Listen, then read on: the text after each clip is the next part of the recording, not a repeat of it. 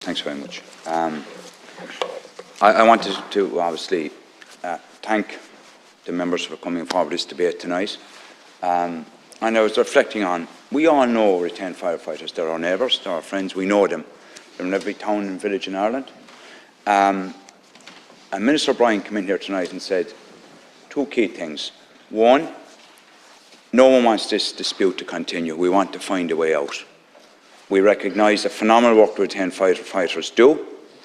And can I just deal with, and Deputy Connolly made reference to the report. It's a very good report. It's a very concise report. It deals with 13 recommendations, all very cogent, very to the point. And they form the basis of discussion in terms of under David Begg and the second iteration as well. And progress has been made. Not all progress has been made. Some of the issues have been dealt with. And you made reference to about the structured time off, that it was a huge factor. And you made reference to, I think, 52% of people in the report of the retained firefighters.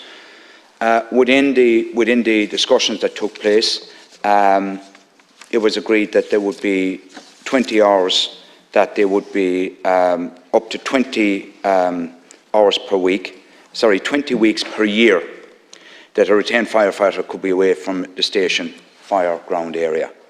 That was agreed under the composite agreement. There was other issues as well, which all came in under the actual terms of that was within the report itself, a review report. 50 additional promotional permissions, flexibility to attend calls when they're not scheduled. A widening of the premium hours band, additional areas potentially of pre-incident planning and home fire safety visits. Minister O'Brien has given a commitment here tonight in terms of the driver mechanic grade. That would be looked at. He issued instructions that they would look at it with SIP2. And furthermore, looking at expanding the premium hours band. The biggest issue here comes down to the amount being paid under the retained fire's fixed payment. That's the issue. Anyone here that has a background in any way to do with industrial relations unions, we have a mechanism here. One, an industrial relations mechanism, where we have the WRC, it's there. We would encourage SIP2 to take up the offer from Minister O'Brien that they would re-engage with the WRC. And secondly, we have collective pay agreements. They're there. I'm more with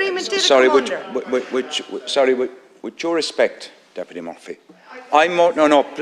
Please, with due respect, I'm more interested here, and if we find a solution and a pathway here where we can resolve this issue, the dispute concludes. Because I've spoken to retained firefighters. They do not want to be out on strike. They have a perfect, entitled, democratically, to go out on strike. But in my admit, they do not wish to be out on strike. We want to find a pathway where effectively we can find something that resolves it. We want retained firefighters to stay in the service and more to recruit. The report itself, Minister O'Brien commissioned the report to get to the facts. The facts are that a significant portion of retained firefighters are considering not staying in the service.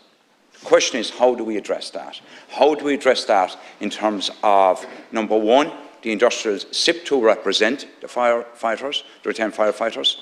How do we find that mechanism in normal industrial relations to find a solution?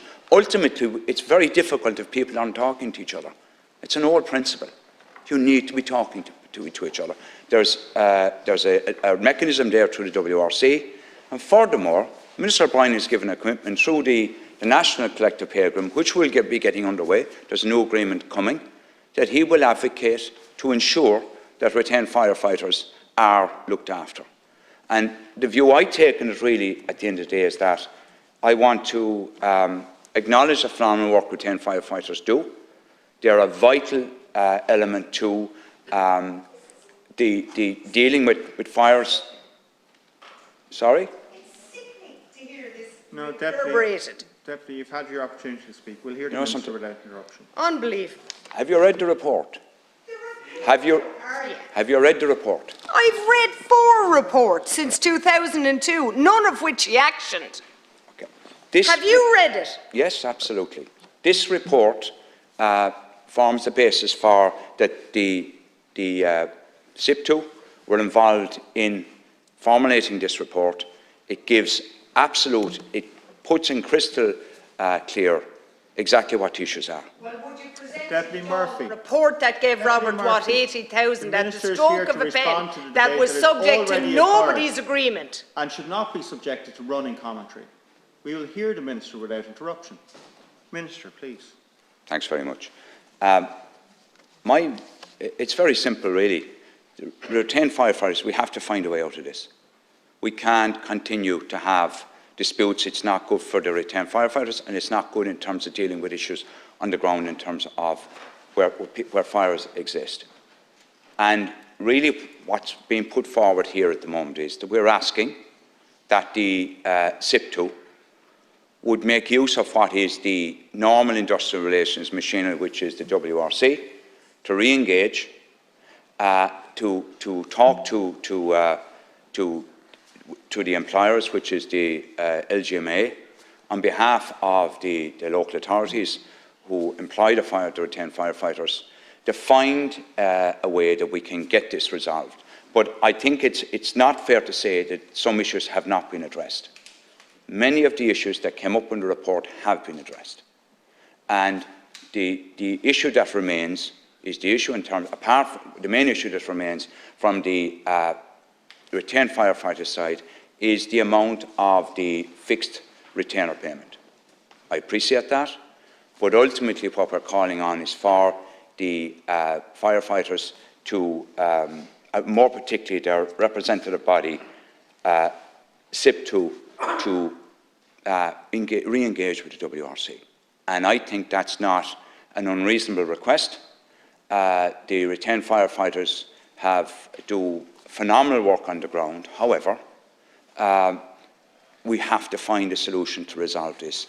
The Minister has basically, in good faith, and I think it's not fair that people are saying tonight that there isn't good faith in this. There is. The report would not have been commissioned. It is correct.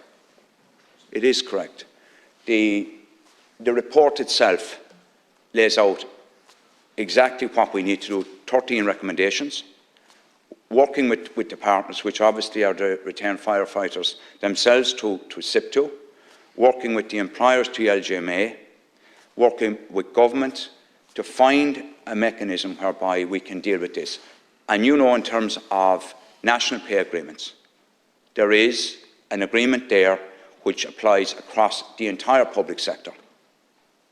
And we now have a new agreement about to commence. The Minister has given, O'Brien has given a firm commitment that he will advocate for the retained firefighters to deal with that issue in terms of increased pay across the retained firefighters, the fixed payment. But I think unless there is an acknowledgement that we have a national industrial relations mechanism which is true, one of them being the WRC, and really what we're calling on the unions, and I note the retained firefighters, I don't think there's anyone in the audience, I know many of them, so I know what's happening on the ground. I know the issues that arise. I know that in terms of, and if you look at the makeup within the report itself, a third of firefighters are self-employed, a third of firefighters have another form of income, and a third of firefighters are working within the firefighters' service itself. And it is something that people are on the ground, and I think one of the issues that came up in the report that was of huge significance was being tied to 2.5 kilometres within the area, the fire station. Already there was agreement reached with SIP2 that they would have up to 20 weeks a year where that wouldn't arise. That's progress. Also a commitment in terms of the premium rates, in terms of expanding the hours. The Minister has given a commitment that will be looked at. And I suppose the one issue that had come up with the firefighters that I met was the driver mechanic grade, and the Minister has given a commitment that that would be looked at with immediate effect. But fundamentally, the ask in the spirit of partnership and the spirit of positivity, and I want to acknowledge that SIP2 and the retained firefighters have abided by and are working with the emergency code that was agreed in 1992, but we would ask that they would accept the request of the Minister O'Brien here to re-engage with the WRC to find a resolution collectively on this. Thank you.